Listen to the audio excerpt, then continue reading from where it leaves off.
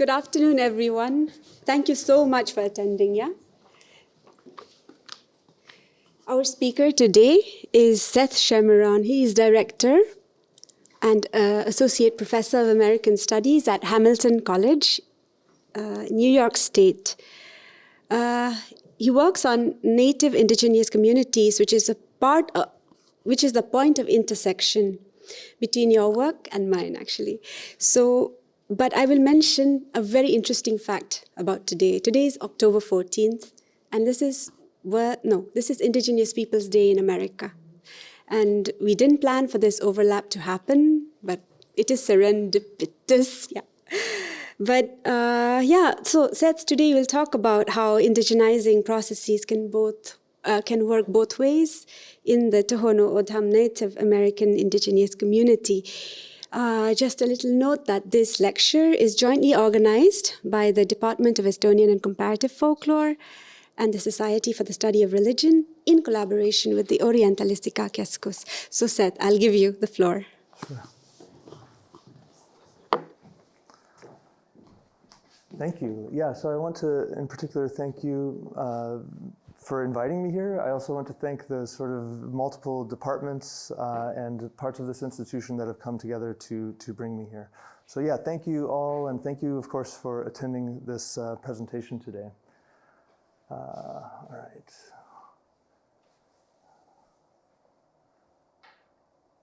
There we go.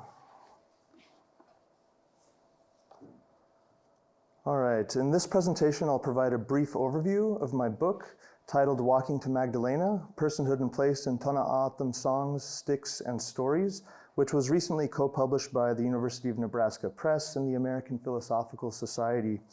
When I first began studying O'odham pilgrimages to Magdalena, Sonora, Mexico, I did not expect the categories of personhood or place to become central to my analysis, nor did I anticipate that my data would include songs and staffs, with my initial interest in collecting oral histories related to the pilgrimage. Nonetheless, as time passed and I spent more time in conversation with my O'odham mentors, it became increasingly apparent that I could not understand my data without coming to terms with the fact that O'odham conceptions of personhood and place differed substantially from my own expectations as a secular scholar of indigenous traditions. My research builds upon the foundational work of religious studies scholar Michael McNally, whose pivotal study of Ojibwe Christians privileged insider voices in order to appreciate what Native people made of Christianity. McNally argues that in order for an interpretive shift to take place in which indigenous Christianities may be fully appreciated as both indigenous and Christian, academics must redirect their attention, quote, away from what missionaries intended to appreciate what Native people made of Christianity, end quote. Although a broad body of literature has developed addressing what Christianity has done to American Indians and other indigenous peoples, the literature on what American Indians and other indigenous peoples have done to Christianity has only begun to emerge. Crucially, this interpretive shift highlights the agency of indigenous peoples in sincerely adopting Christianity, though not necessarily the same Christianity of the missionaries, in ways that have been meaningful to them as indigenous peoples. Okay. Following this paradigm shift, I examined some of the ways in which the Tohono O'odham of southern Arizona and northern Sonora have made Christianity their own by focusing on the annual pilgrimage made by many O'odham to Magdalena. Using the walk to Magdalena as the point of entry into the larger question of what Tohono O'odham have made of Christianity, I strive to understand Tohono O'odham Christian traditions as they've been understood by their practitioners in their own words and practices, especially in songs, sticks, and stories. Toward this end, for 4 consecutive years, between 2009 and 2012, and then again for a 5th year in 2016, I accompanied a large group of 100 to 200 O'odham walkers on their pilgrimage to St. Francis in Magdalena in late September and early October. Let's see. The group was led by the late Felix Anton, an O'odham elder, Makai, or medicine man, and governor of O'odham in Mexico. In this time, it has become clear that for many O'odham, Christianity is simply the way of their grandmothers and grandfathers.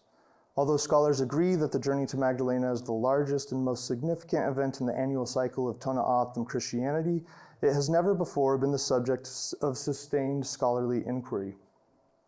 So here's a quick map of the Tohono O'odham Nation and the 11 districts here. You can see the US-Mexico border here, which they share as their southern border. Their original territory would have been far more vast than what this map shows. But most of the work that I've done has been right here in this district, perhaps here in Celles, the capital of the Tohono O'odham Nation, and then over here in the San Javier district closer to Tucson. Okay. Also, I want to show a quick picture of this map, which shows a far larger area. You can still see the US-Mexico border there, but this shows a more kind of vast expanse of O'odham territory. And in particular, it shows with these black squares, the Spanish missions that were established early on in the colonial period. And then in juxtaposition to those, these two white dots, which are the two locations for this one particular ceremony that many scholars consider to be the most indigenous pre-Christian tradition that they have. So the village that I spend most of my time in is right where this white dot is. And one of the things that I'd like to show is that what is today the Tohono O'odham Nation really only includes one of these mission sites at Mission San Javier, close to Tucson. And what this shows is that basically that the Spanish missions were never really that effective in bringing Christianity to the Tohono O'odham Nation in that earliest Spanish period. And therefore, the point of this map and the person who would have developed this is to suggest that that much O'odham Christianization happens later and is largely a product of them Christianizing themselves. This would be a controversial argument to make because the usual presumption is that missionaries kind of came with a cross in one hand, a sword in another, and that any and all conversions that would have happened at something like sword point. Okay. Tohono O'odham ways of life encompass both native and Christian practices, and these Christian practices are typically categorized as one of two types, Sa Santo Himitak, or Saint's Way, and Jiawar Himitak, or Devil Way. Santo Himitak is associated with O'odham relations with various saints who reside in often tiny chapels and in home altars. In contrast, Jiawar Himitak is associated with mountains, mines, horses, cattle, cowboys, and those who work with horsehair. If each O'odham village has a chapel for saints to live in, then it might be said that each village also has a nearby mountain in which Jajawur, or deceased cowboys, reside. In the O'odham language, saints and devils are classified within a semantic system in which these entities are categorized with other entities, including coyote, the ocean, the giant saguaro cactus, and various other plants and animal species as powerful persons, or O'odham, who are capable of helping and hurting others by causing various types of sickness that are generally said to afflict only O'odham. In essence, much of the Christian practices incorporated within O'odham traditions are about maintaining proper relations, some intimate, some more distant, between O'odham and these powerful entities that are associated with Christianity, saints and devils. However, as previously noted, these entities associated with Christianity are also classified with various other entities that comprise the desert landscape and should not be understood apart from the larger O'odham context. All of these powerful beings, whether artificially classified by outsiders as native or Christian, are tied to particular places on O'odham land. All of these entities are decidedly inhabitants of this world, embedded in O'odham homelands, whether saints in churches, devils in nearby mountains, or deceased O'odham in village cemeteries or at roadside memorials marking the places of sudden, violent death. In short, O'odham have embedded or emplaced Christianity within their ancestral and conceptual landscapes. But how do O'odham live and move within these landscapes? Despite the pervasiveness of talk of pilgrimage in ethnographic literature about O'odham, most O'odham refer to the trek to Magdalena as either the walk in English or him or himatak in O'odham. Movement across the desert, ideally though not necessarily in practice, involves a particularly disciplined and stylized type of movement that involves a sensuous exchange with nature. This movement bears a heavy semantic load within the O'odham language, since the verb him, to walk, is the root of himetak, which may be translated either as a noun, a way of life, a culture, a custom, or practice or traditions, or as a stative verb, as to be a good walker. I suggest that much can be gained by moving away from abstractions of himetak as tradition or culture in order to focus on what it means to be a good walker.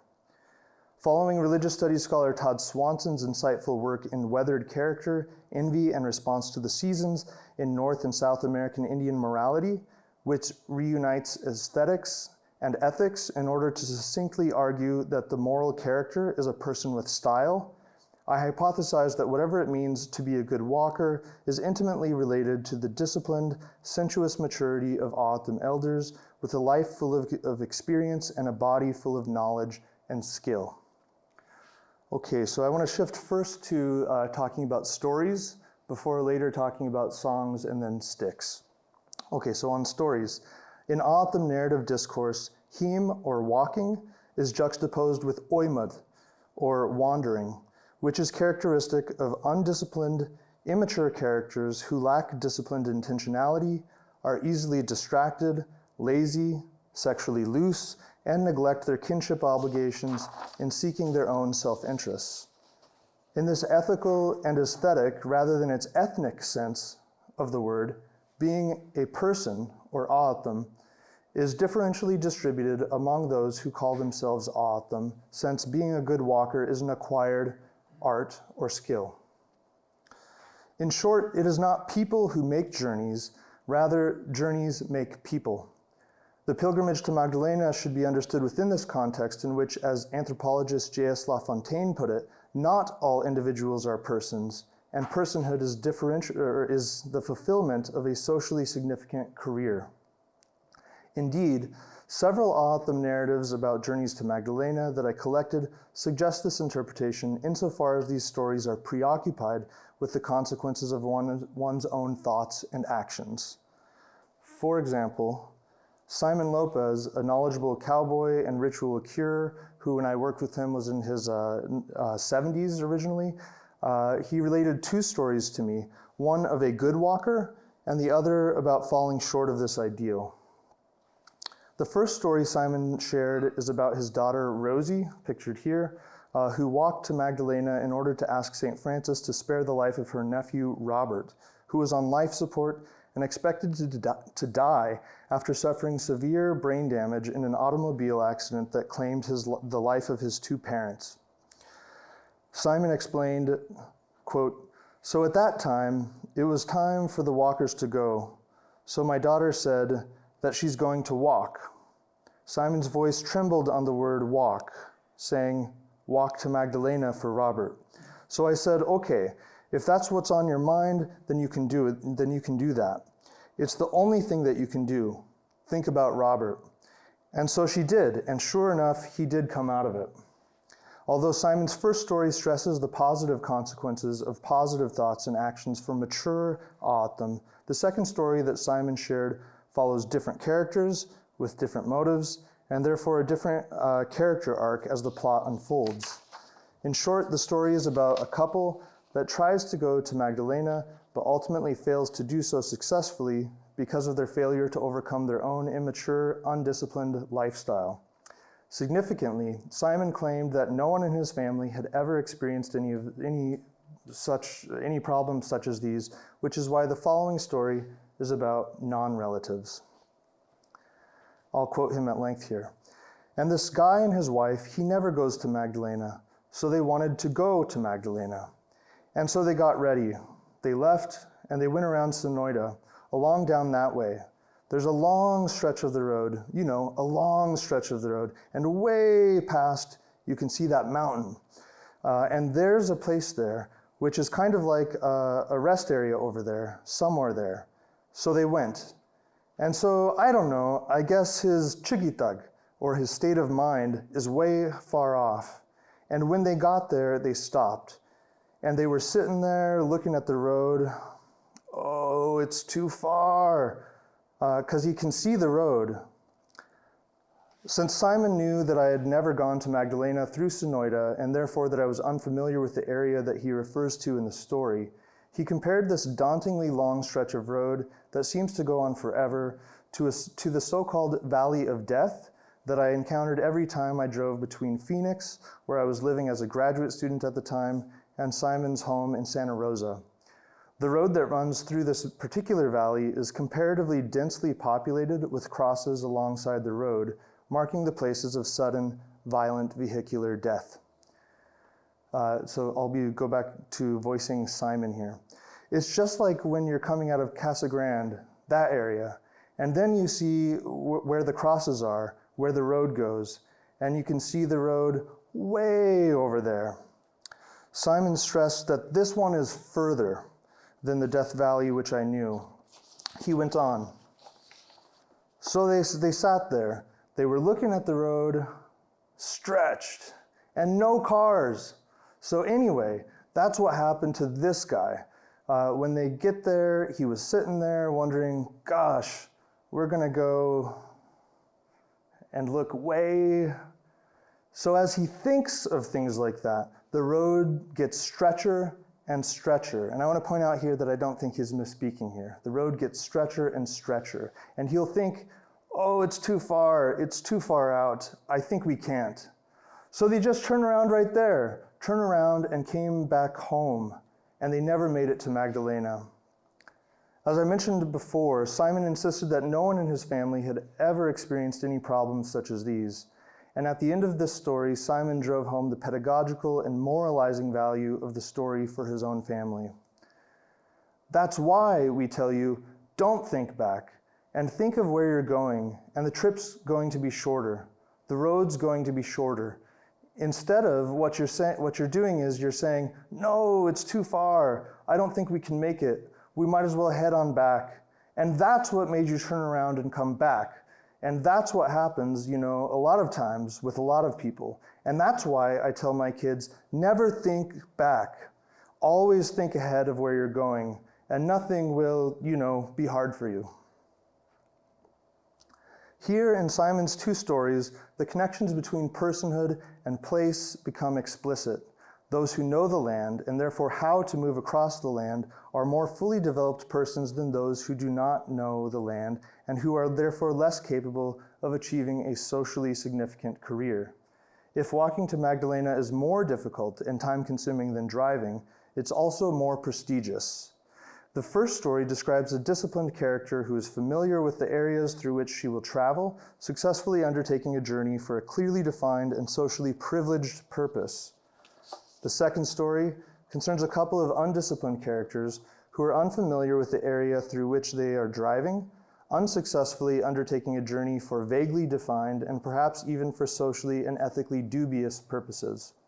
In other words, the juxtaposition of these two stories is essentially a juxtaposition of him, or walking, and oimet, or wandering, which was previously stated as characteristic of unruly, immature characters lacking disciplined intentionality, who are easily distracted, lazy, sexually loose, and neglect their kinship obligations in pursuing their own self-interests. By attending the categories of movement as expressed in O'odham narrative discourse and as observed in practice, I aspire to meet historian and critic of anthropology James Clifford's challenge, quote, to rethink cultures as sites of dwelling and travel, to take travel knowledges seriously, while insisting at the same time that we need to know about places traveled through. Indeed, movement itself in both discourse and practice inscribes O'odham theories of personhood and place, as well as the connections between them. Walking to Magdalena through their traditional territory, to which they hold no legal title recognized by Mexico, in a procession, constitutes what Michel Desserteau calls a spatial practice, a pedestrian act of possession. In this way, O'odham theories of personhood and place making lie at the intersection between ritual studies and legal studies. O'odham conceptions of anthropology and cosmology are also mutually imbricated. Although I have previously mentioned that journeys make people rather than the other way around, I might also add that journeys also make places. Movement then simultaneously socializes space, manufacturing place, and makes persons. Let's see. Although Clifford notes that the category of travel carries with it various gender, class, and cultural biases, this of course does not prevent O'odham themselves from using this category for their own movement between their homes and Magdalena. In addition, humans are not the only ones who travel, since, for example, saints and staffs who are treated with respect and interacted with as persons, or O'odham, also travel, usually, though not always, with human O'odham. Other categories of movement include visiting and staying. For example, Jonas Robles, who was at the time that I was in this group of walkers, the oldest O'odham in Felix's group of walkers, he explained that he goes to Magdalena to visit and stay with St. Francis, whom Jonas more affectionately calls Kuri, meaning the old man, or Makai, meaning medicine man or healer. Joaquin, a former cultural preservation officer of the Tohono O'odham Nation, explained that the so-called pilgrimage to Magdalena is about returning to visit with St. Francis. In Joe's view, O'odham journeys to Magdalena consistently stress the O'odham ownership of both St. Francis and Magdalena. Although many O'odham anticipate and enjoy journeys to Magdalena, taking pride in returning to their homeland, after O'odham are more critical other O'odham are more critical of contemporary journeys to Magdalena, especially when undertaken by younger O'odham or by foot. For example, Camillus Lopez, who goes to Magdalena but never plans to do so on foot, stated that the journey that I had been partaking in was more of a health thing for exercise than it was something spiritual like a pilgrimage. In defense of this position, Camillus pointed out that none of the walkers walk back to wherever they came from. As I hope to have begun showing, the value and meaning of various O'odham movements is in short contested. The dominant ideology then seems to be that those who know the land and therefore how to move across the land are more fully developed persons than those who do not know the land and therefore are less capable of achieving a socially significant career. In other words, good walkers are more likely to bring various blessings from St. Francis and Magdalena back to O'odham villages, while those who fall short of this ideal are more likely to be the third-party recipients of these second-hand blessings. Camillus Lopez understandably challenges the pretensions and potential inequalities that may result from this system by doubling down. Essentially, if journeys make mature persons, not to mention if journeys lay claim to places, then why stop halfway by only walking to Magdalena and not walking back from Magdalena? Walking, then, is not only part of everyday life, it is also a significant component of O'odham himitak, or ways of life. Nonetheless, as obesity and diabetes continue to afflict O'odham in what medical anthropologist Carolyn Smith Morris has dubbed, quote, a landscape of inactivity, today, walking has arguably become less a part of everyday O'odham life than it was in the past. Particularly in this contemporary landscape of inactivity, walking to Magdalena perhaps seems out of place, an ostentatious mass movement that some might be more inclined to see as a shameless display of pride, a character flaw, an index of immaturity. In this sense, it is no wonder that critics like Camillus might consider the group of walkers to be making the journey to Magdalena for exercise. Linguistic anthropologist Don Barr noted that prideful showing off or display, which he defines as making a scarce possession visible, renders O'odham vulnerable to the charge of bad taste. For Barr, then, Christianity provides O'odham with a socially sanctioned way to show off, noting that Christian, quote, churches provide more people with ways to show off than any other kind of organization that people can belong to, end quote.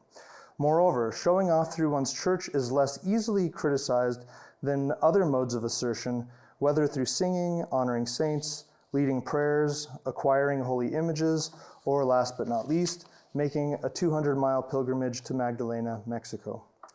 Walkers then are vulnerable to the charge of ostentatious movement, perhaps or particularly absent sufficient purpose and maturity.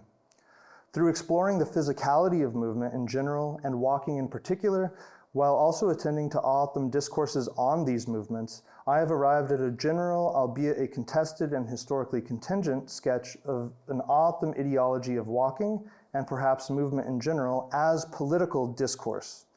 This political discourse constitutes what anthropologist Nancy Louise Fry has called, quote, the polemics of movement in her study of pilgrims on the road to Santiago de Compostela, in which the mode of transportation becomes iconic and authentic pilgrim status is generally reserved for those who walk and frequently withheld from those who do not. More broadly, students of ideology, including religious studies scholars who have historically neglected practice in their fixation on texts, would do well to more carefully attend to movement itself, as well as discourses on movement. A focus on both the politics and the poetics of walking and what it means to be a good walker can be useful for scholars interested in articulating O'odham and also non-O'odham theories of movement that go beyond abstract reifications of pilgrimage.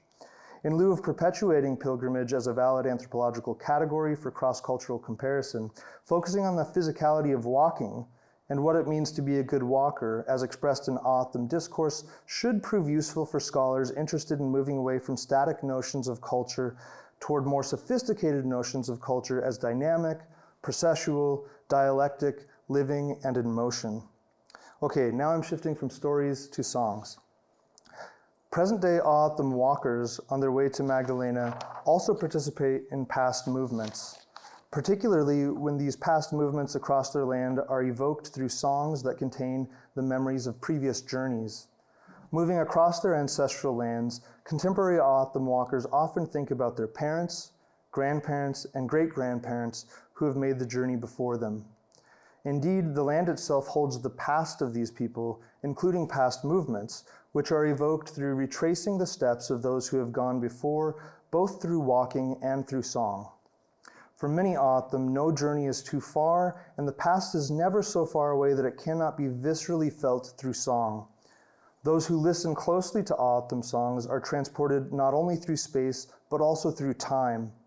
Indeed, the ancientness of the past is palpably present for many O'odham in the present, and faraway places are never inaccessible, so long as the audience may be transported to the place and the place made palpably present through song.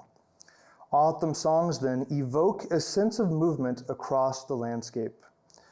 O'odham songs evoke movement across their land through what Don Barr has called filmicness, or the filmic quality of O'odham songs, in which each sentence produces a different word picture. When heard or read together in sequence, these songs evoke movement. Barr explains, quote, since the songs are so short, the shifts of focus across the sentences give an illusion of motion. Moreover, O'odham songs evoke movement through more means than the illusion of apparent motion caused by the succession of images or word pictures. As Barr also notes that the verbs in O'odham songs usually describe things in motion. In turn, as O'odham songs evoke movement, these movements, as well as the songs themselves, evoke memories of past journeys. Generally speaking, O'odham song series map routes through their traditional landscapes. According to Barr, song sequences are something like, quote, postcards sent from someone on an impassioned journey. Barr contends that for O'odham audiences of song, quote, on receiving the card, one speculates about the mood of the sender, about all that was happening at the moment of the message.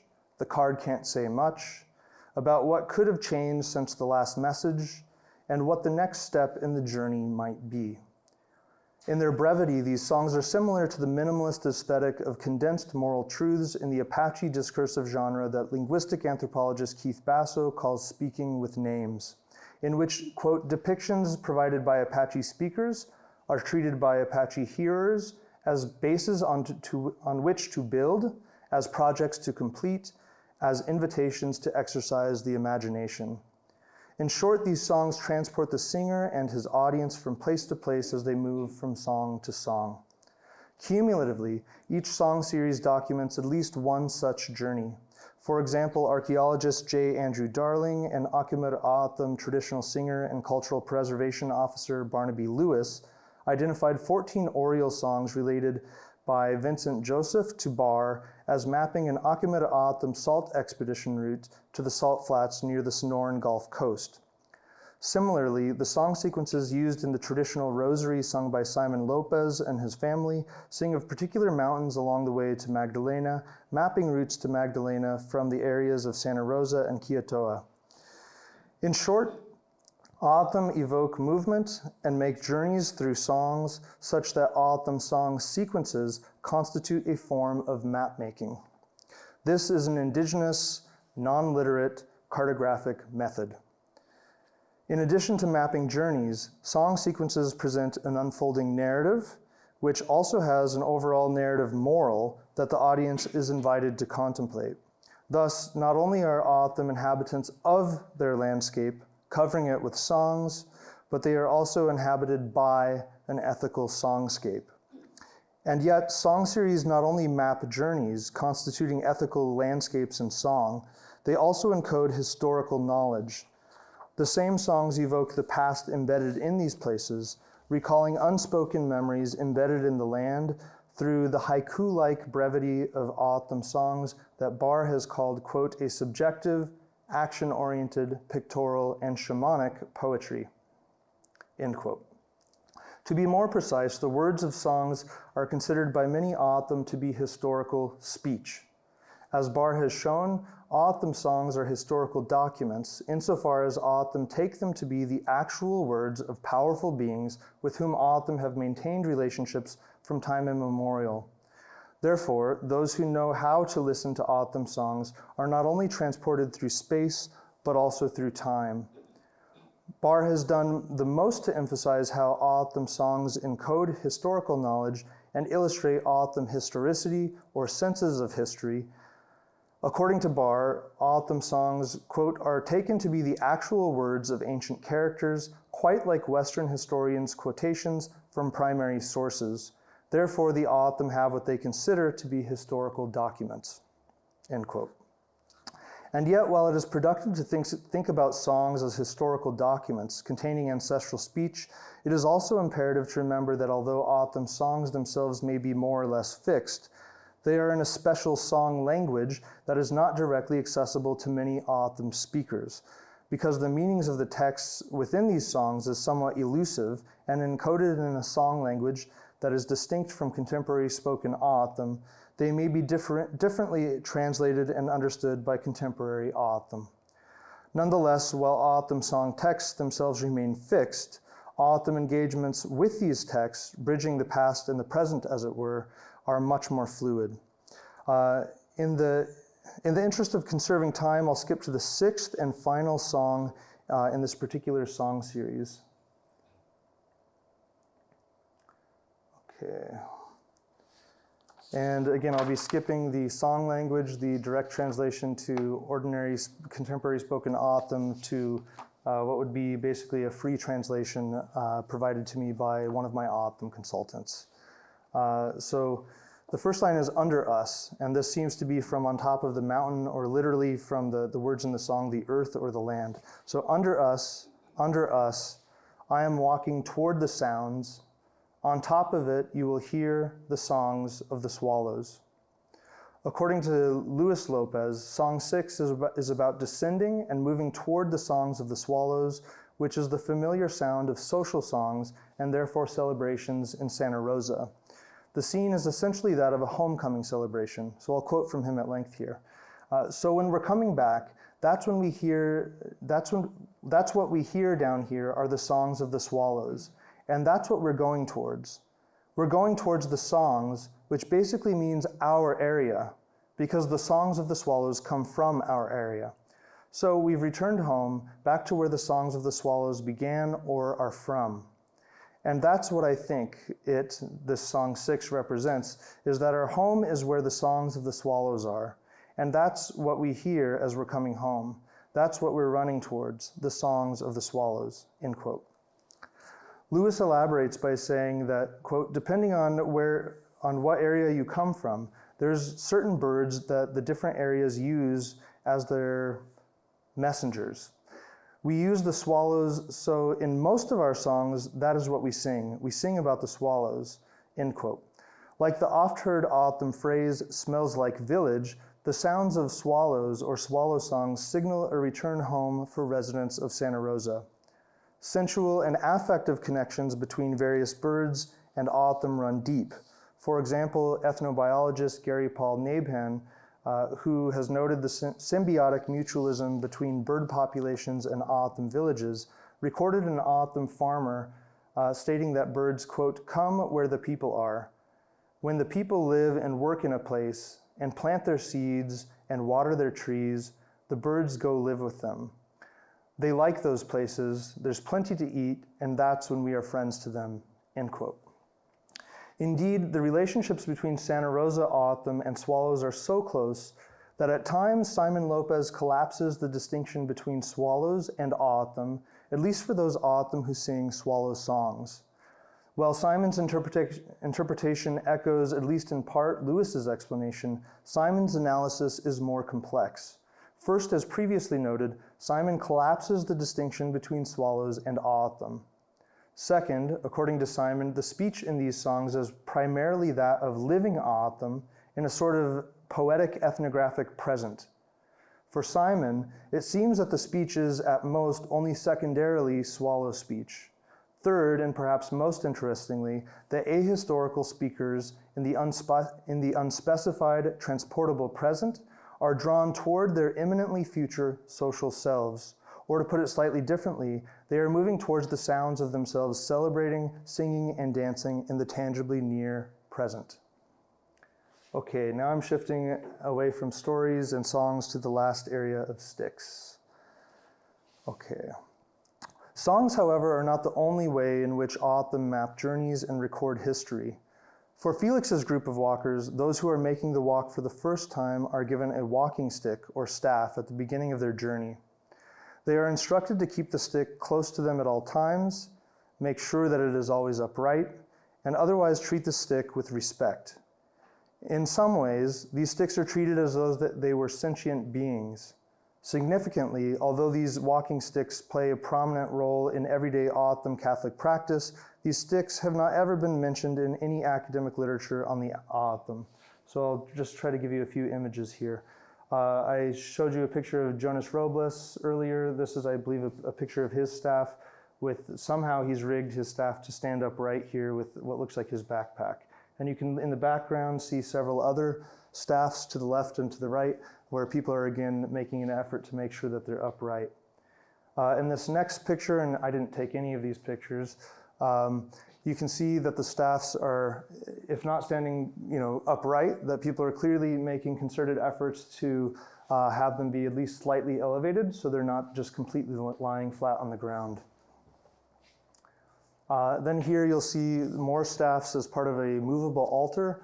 This would have been a place where the walkers first met as a group in a particular, basically O'odham village just on the Mexican side of the US-Mexico border. Then here, this is another place where along the road they would have sort of set up an improvised kind of similar altar. Here's another similar image at a church that's kind of roughly midway between where they start walking and where they finish in Magdalena. And here is a sort of final image of walkers with their staffs. They must be disproportionately right-handed because you have this nice image of lots of walkers carrying their staffs in their right hands here. Okay.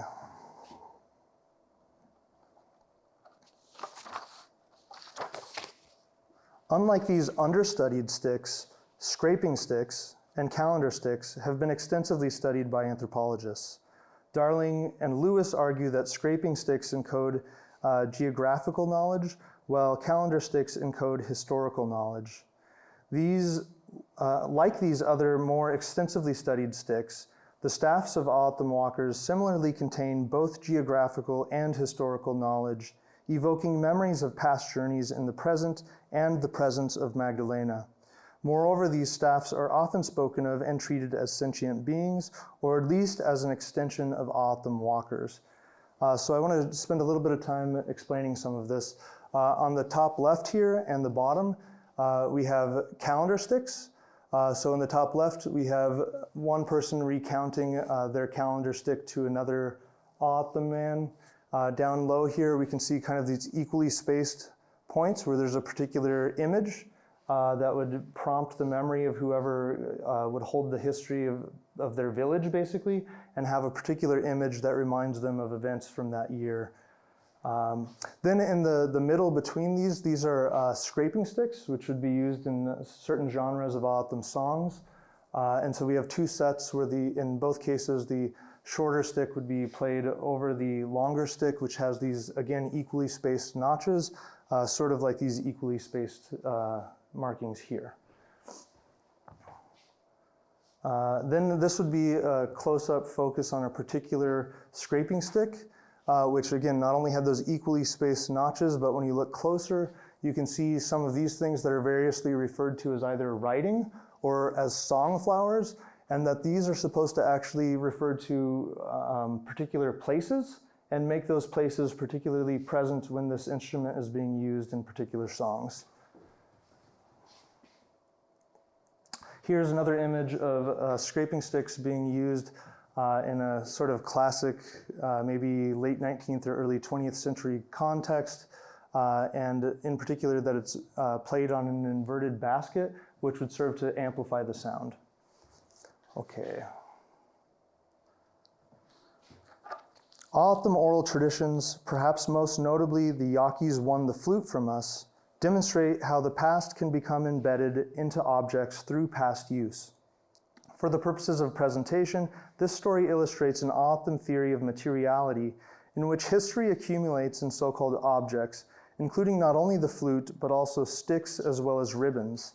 Arjuna Potterai famously called this the social life of things.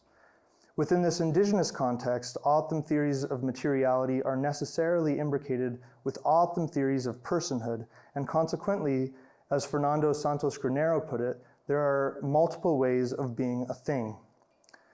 Much like flutes are a reminder of the unintended consequences of the first puberty ceremony, certain objects such as staffs and ribbons, as well as saints, rosaries, holy water, and so forth, have been imbued with St. Francis's borrowed power from Magdalena, are, as Bernard Fontana noted, reminders of the journey to Magdalena.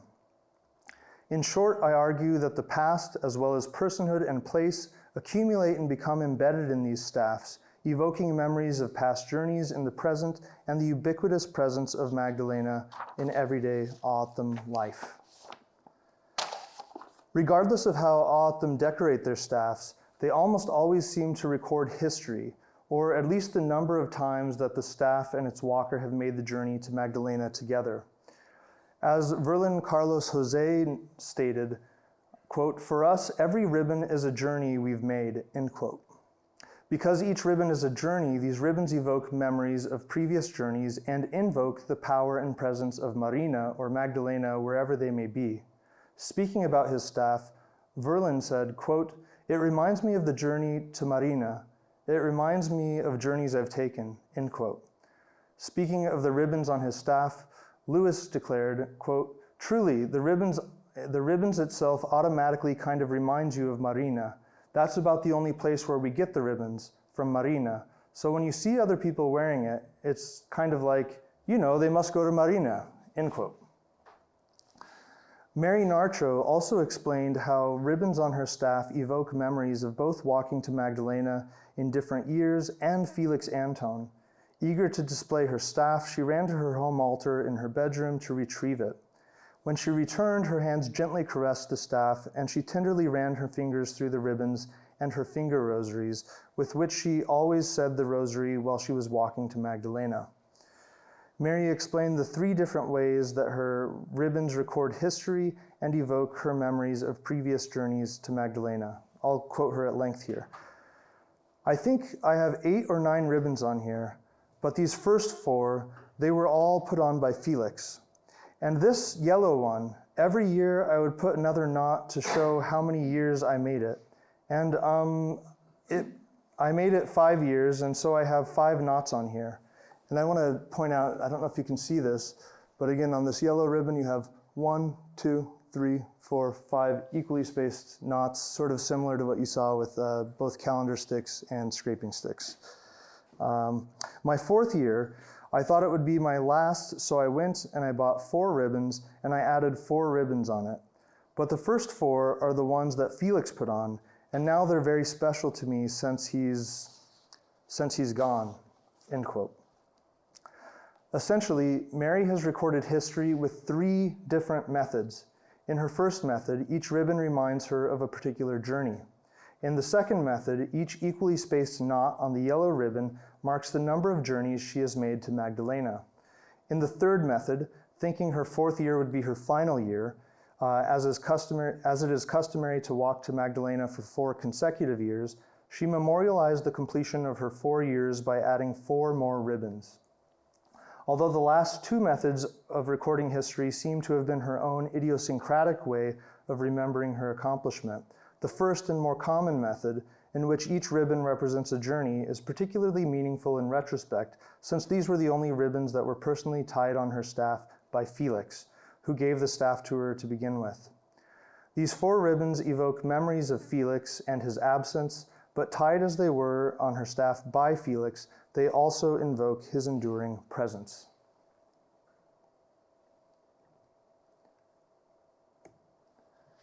Mary Ann Ramirez similarly handled her staff with care. Looking at the well-worn and often knotted ribbons on her staff and tactilely experiencing their sheer physicality, they also evoked memories of the walk for her. As I spoke with her, her ribbons eventually brought back memories of Felix, as well as thoughts of the imminent future when his absence would be most salient in the coming year's journey to Magdalena after his death.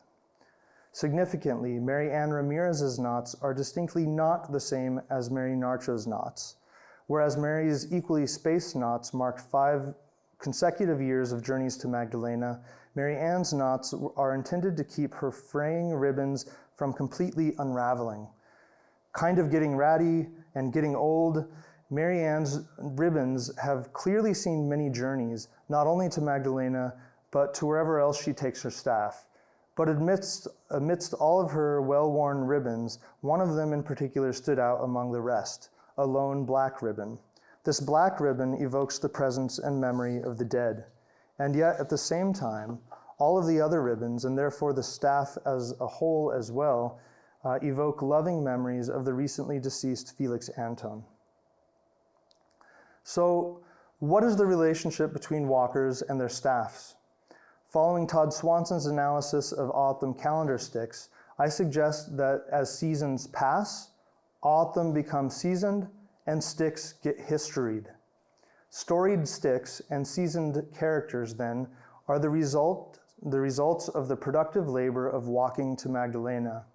Ideally, walkers become attached to their sticks and identify with them because they have endured much together and helped one another. However, it is also clear that relationships between walkers and their sticks can be less than ideal, as demonstrated by undisciplined actions, such as thoughtlessly playing with a staff or forgetting where one's staff is and leaving it unattended and uncared for, actions that might result in sickness. And I've done each of these things, just to mention that. Okay, whether they are used respectfully or not, these staffs accumulate years of thoughts and actions in relation to their walkers.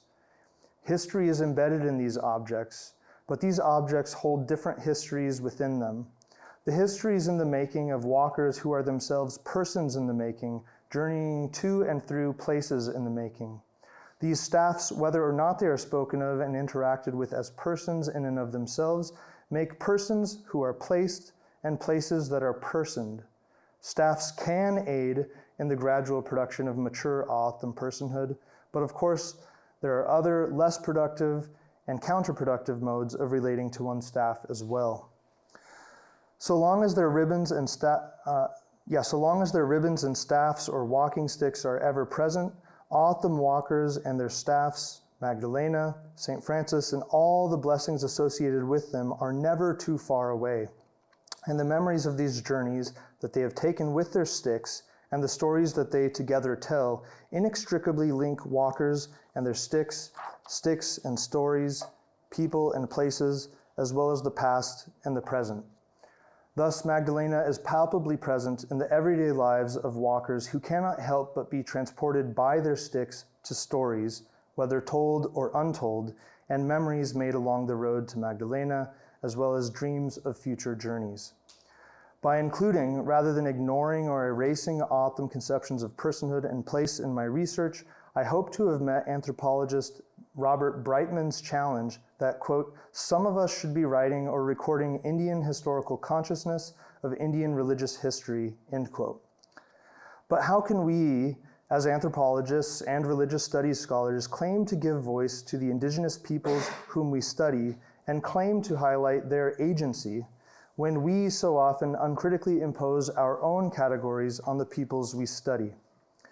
As we struggle to make a place for conceptions of place and personhood other than our own in the narratives we write, we would do well to reflect on the questions raised by anthropologist Webb Keane in Christian Moderns, Freedom and Fetish in the Mission Encounter. I'll quote him at length here. If the agency of others is predicated in part on their own beliefs and the notions of agency immanent in their practices, how are we, if, for example, we are secular scholars, to reconcile their attribution of agency to divine subjects with our desire that they recognize that agency lies within their own hands? As we seek to grant agency to historical subjects, we might ask ourselves not only what agency is and where to find it, but also under what terms and with what entailments it must be accepted. We must also be prepared to recognize that the paradoxes of agency, such as the vulnerability to some charge like fetishism, apply to us as well as others. If Keane is correct in suggesting that we may be guilty of fetishizing our own folk categories of agency and perhaps others, then we might do well to actively engage alternative conceptualizations and allocations of agency in our scholarship, including conceptions of personhood and place. To conclude, if I have learned anything from this study, which I suspect many other scholars have already learned elsewhere, it is to always expect the unexpected from Native American and Indigenous peoples whose lives are simply too complex to be constrained by the expectations, and what are these other than the unchecked stereotypes and ideologies of natives and non-natives alike. Dynamic living traditions like O'odham pilgrimages to Magdalena defy the nostalgic, primitivist, romantic, commodified, and folklorized expectations imposed upon O'odham, Native American, and Indigenous traditions by both themselves and others. This walk doesn't come with an owner's manual, I recall Verlin Jose saying to a large group of walkers in 2009. In my own experience of walking to Magdalena, I can affirm that this statement is true. In turn, my book, Walking to Magdalena, is not an owner's manual, nor is it a travel guide. In the time that I spent with Felix before his passing, I saw that Felix was always deliberately innovating and trying new things. These innovations, however small, sometimes exasperated his O'odham assistants and kept me as a young ethnographer on my toes. But if pilgrimages and Christianity don't come with owner's manuals, neither does colonialism. What O'odham, Native American and Indigenous peoples have made of all of the varied legacies of colonialism, including not only Christianity, but also cowboy culture, country music, capitalism, patriotism, boarding schools, the English language, Western biomedicine, and so forth, is always changing, since these are all unfinished projects without preordained trajectories. There is no room here for foregone conclusions. Too often, scholars and practitioners alike, whether native or not, think of culture change and religious acculturation as a loss. I am hardly the first to point this out. If I have accomplished nothing else in this study, I hope to have shown, at least for some O'odham, how it can also be a gain. So I'll just finish my presentation by sharing a few more pictures. This would have been me when I was 15 years younger, at age 25, my first year on the walk to Magdalena. And the person who kind of invited me to become part of this would have been my boss in the American Indian Studies department at Arizona State University, Eddie F. Brown. Here's another picture from that same year. Since you've already seen me in the yellow poncho, you can do a quick Where's Waldo if you're interested to find the kind of tall white guy who sticks out. And then I think this would have been a picture from the second year, I think.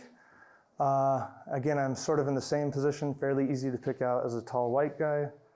And then this would be a picture from my fourth year, which I was very honored that they asked me to be the kind of leader at the front of the walk, or the front of the kind of column of walkers, walking them into Magdalena.